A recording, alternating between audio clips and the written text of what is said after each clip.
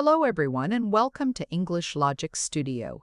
Today, we're going to learn some really useful English phrasal verbs for the kitchen.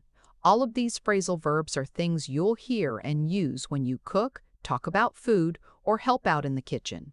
I'll explain what each one means, how to use it, and give you easy examples. Let's get started and make your kitchen English even better. Our first kitchen phrasal verb is heat up, and this is one you'll use constantly if you cook or eat at home.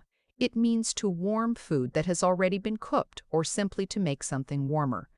Now, here's the important thing about the grammar. Heat up is separable, which means you can say either heat something up or heat up something. For example, I'll heat up some leftover pasta for dinner, or I'll heat some leftover pasta up. Or you can use this phrasal verb when you're helping in the kitchen. For example, should I heat up the soup while you prepare the salad? You can also use this phrasal verb for non-food items, like the car engine needs a few minutes to heat up. This phrasal verb is incredibly useful because reheating food is such a common part of modern life.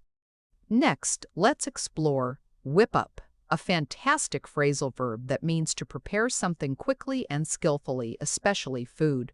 The word whip gives you a clue about the speed involved. Like heat up, this is also separable, so you can say whip something up or whip up something. For instance, I can whip up a quick breakfast for you, or I can whip a quick breakfast up. Or you can use this phrasal verb when unexpected guests arrive. For example, don't worry about dinner. I'll whip up some pasta. This phrasal verb isn't limited to cooking, though. You might hear, she can whip up a presentation in just an hour. The beauty of whip up is that it implies both speed and skill.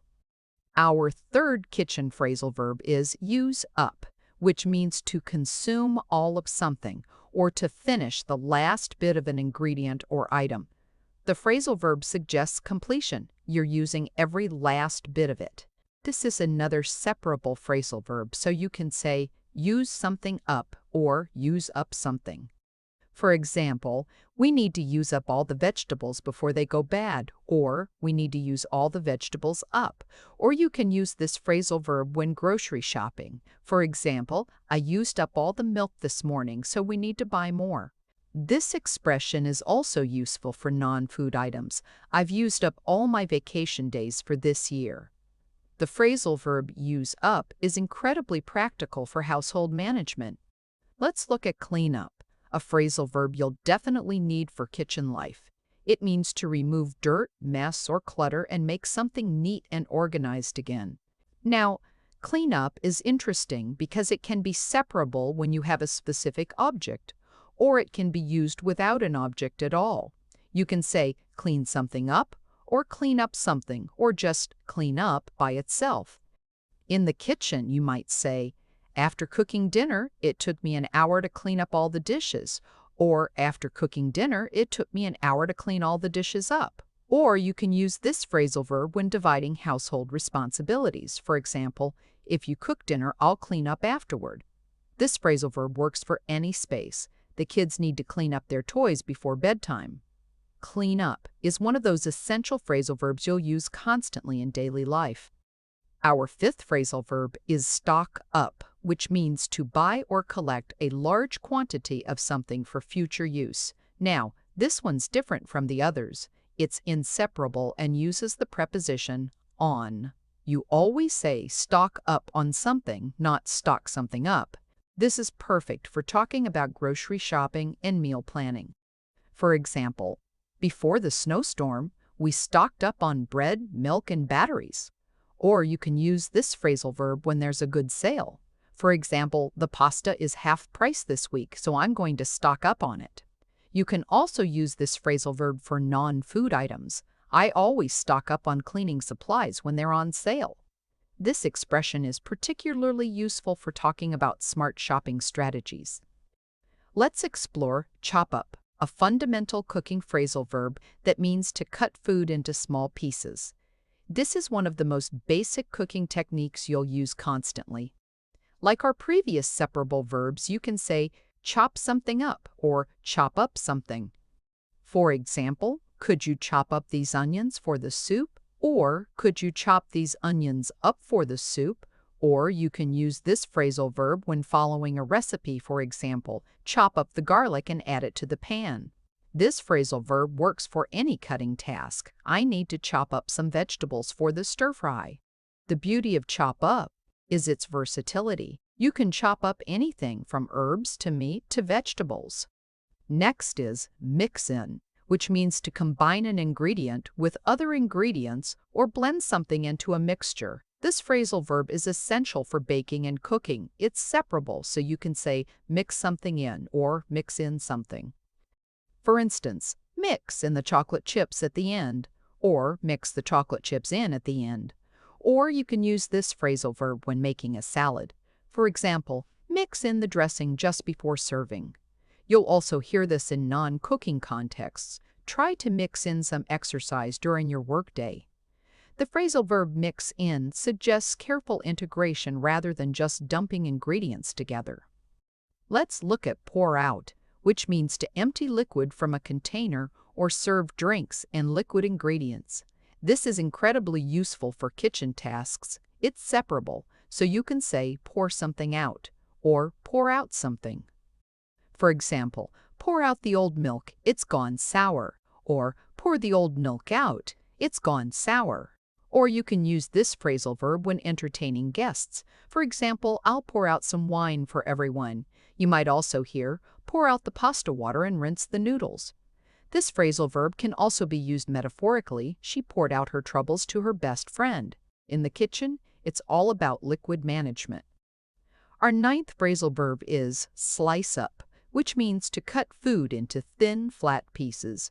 This is different from chopping. Slicing creates uniform, thin pieces. It's separable, so you can say slice something up or slice up something. For example, could you slice up this apple for the kids? Or could you slice this apple up for the kids? Or you can use this phrasal verb when making a sandwich. For example, I'll slice up some tomatoes and cheese. This phrasal verb is perfect for presentation. Slice up the cake and put it on the platter. Slice up gives you control over the size and appearance of your ingredients, making it essential for both cooking and serving.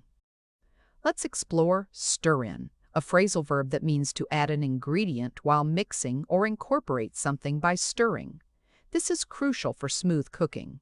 Like mix in, this is separable, so you can say stir something in or stir in something. For instance, stir in the flour gradually to avoid lumps, or stir the flour in gradually to avoid lumps. Or you can use this phrasal verb when making soup. For example, stir in the cream at the very end. This phrasal verb emphasizes the action of mixing while adding, stir in the spices and let them bloom. Stir in is gentler than mix in. It suggests careful, gradual incorporation that maintains the texture of your dish. Next is dish out, which means to serve food onto plates or distribute portions of a meal. This phrasal verb is all about the serving process. It's separable, so you can say dish something out or dish out something. For example, I'll dish out the pasta while you get the salad ready, or I'll dish the pasta out while you get the salad ready. Or you can use this phrasal verb at family dinner. For example, can you dish out smaller portions for the kids? This expression works beyond food, too. The teacher dishes out homework every Friday. In the kitchen, dish out is the final step that gets your cooking from the pot to the plate.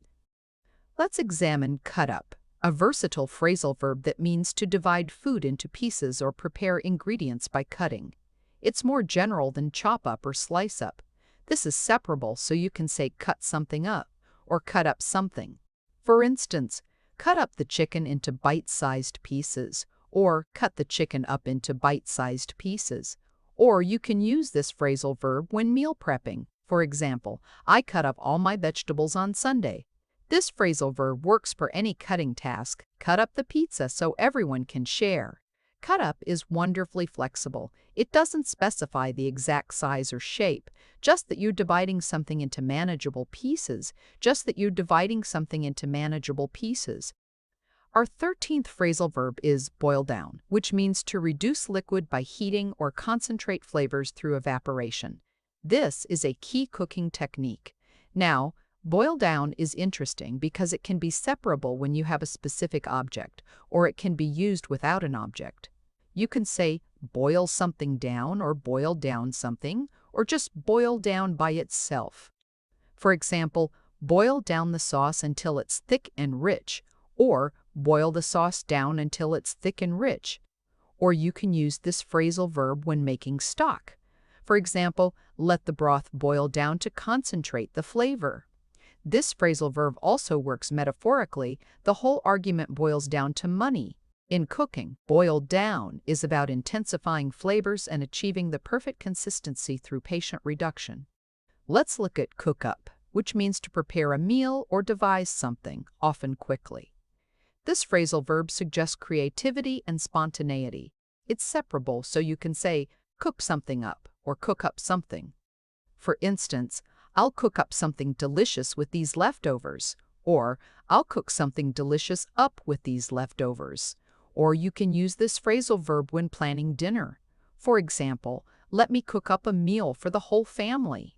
Outside the kitchen, it means to devise. They cooked up a plan to surprise her. Cook up implies both skill and improvisation. You're creating something good with whatever you have available. Our final phrasal verb is warm up, which means to make food slightly warmer or prepare something at room temperature. This is gentler than heat up. Like clean up and boil down, this can be separable when you have a specific object or used without an object. You can say warm something up, warm up something, or just warm up. For example, just warm up the bread in the oven for a few minutes, or just warm the bread up in the oven for a few minutes. Or you can use this phrasal verb when serving cheese. For example, let the cheese warm up to room temperature first. This phrasal verb also applies to people. I need to warm up before exercising. In cooking, warm up is about gentle temperature adjustment that enhances flavor and texture without overcooking. And there you have it. 15 essential phrasal verbs that will transform how you talk about cooking and kitchen life. From heating up leftovers to stocking up on groceries, from chopping up vegetables to boiling down sauces, these expressions cover every aspect of kitchen conversation in English. Start using these phrasal verbs in your daily cooking routine this week. Practice them while you're actually in the kitchen. It's the perfect way to make them stick. Try using different phrasal verbs each day as you cook. Thanks for joining me today at English Logic Studio.